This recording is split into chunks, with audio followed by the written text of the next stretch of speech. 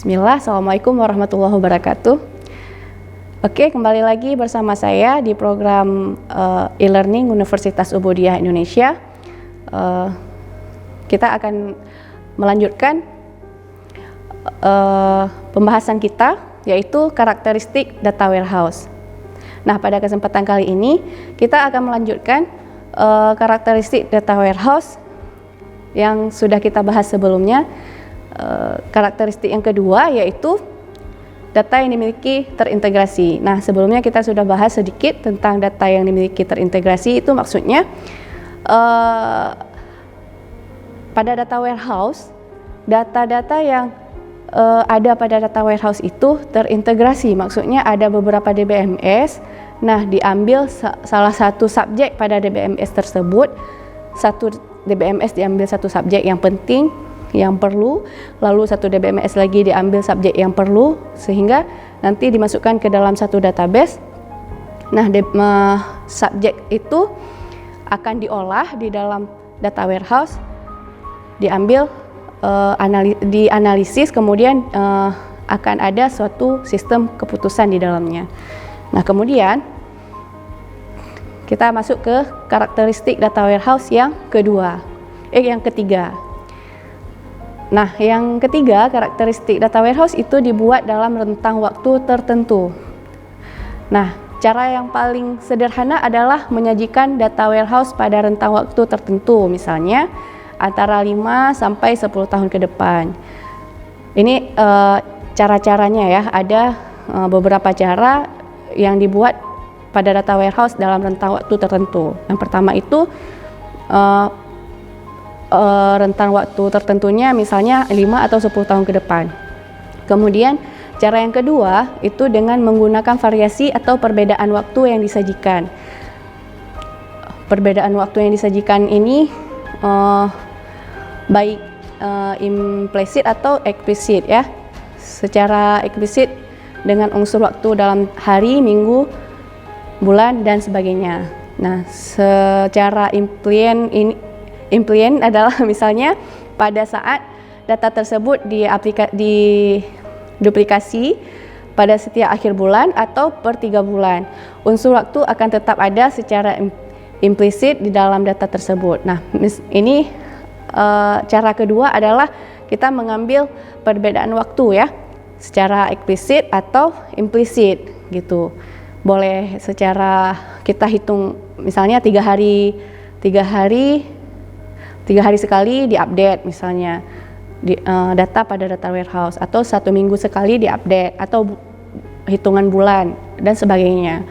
Nah, secara implisit bisa juga diupdate data pada data warehouse itu ketika ada data yang masuk ya, ada data baru yang masuk kemudian baru diupdate gitu. Ini tidak harus tidak harus menyisihkan waktu tertentu ya, misal 3 hari sekali, tapi setiap sekali update maka ada operasional yang dilakukan pada data warehouse tersebut. Kemudian cara yang terakhir, yaitu cara yang ketiga, cara untuk membuat rentang waktu dalam pembuatan data warehouse ini adalah variasi waktu yang disajikan data warehouse melalui serangkaian snapshot yang panjang. Snapshot ini merupakan tampilan dari sebagian data sesuai keinginan pemakai dari keseluruhan data yang ada bersifat read only. Jadi data warehouse ini dia hanya snapshotnya aja. Jadi istilahnya hanya foto-foto saja yang disimpan lalu diupdate, karena ada privacy sendiri ya dari data warehouse tersebut. Mungkin perusahaan tertentu hanya boleh membuat satu sistem data warehouse yang bersifat read only gitu. Nah, ini adalah 3 cara dalam pembuatan data warehouse atau dalam mengolah data warehouse pada waktu tertentu. Kemudian karakteristik data warehouse yang terakhir adalah data yang disimpan bersifat tetap.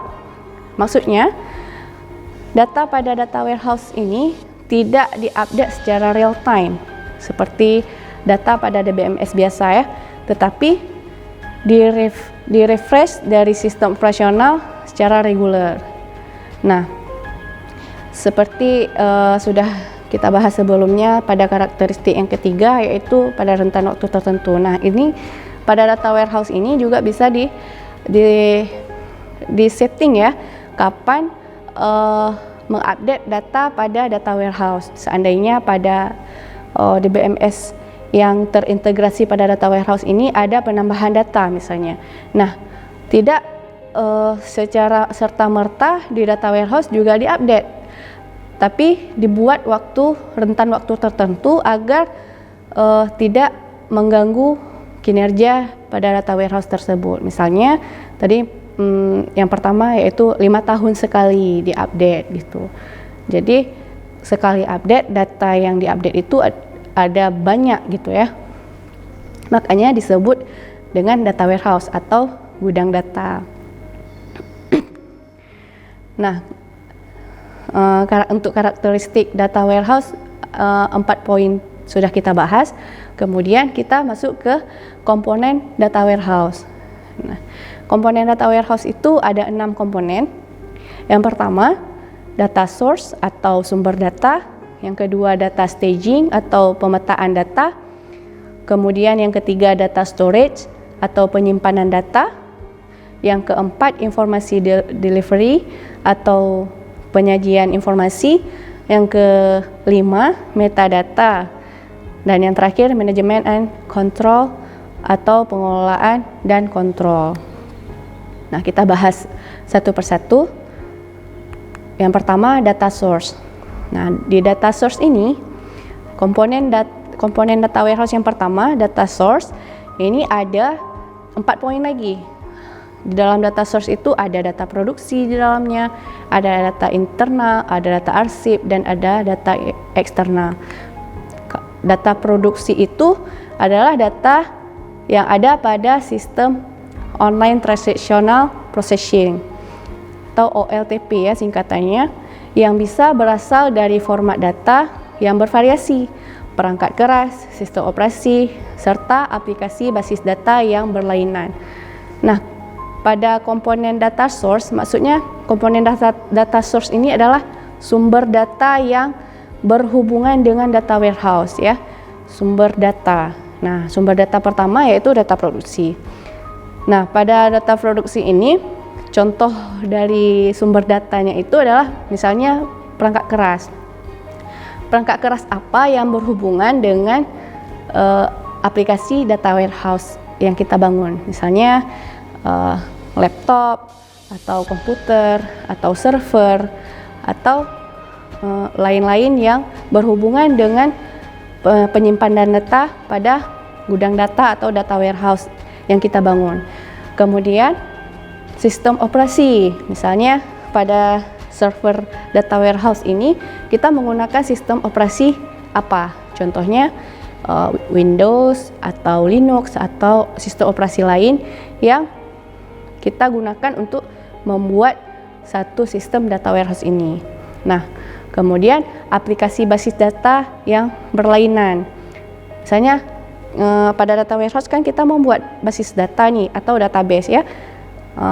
Dalam membuat database ini kita menggunakan aplikasi apa gitu. Misalnya software MySQL atau Oracle atau software lain yang kita gunakan untuk menyimpan data pada data warehouse yang kita bangun tersebut. Nah, baik, kita break sebentar. Kita lanjutkan setelah pesan-pesan berikut.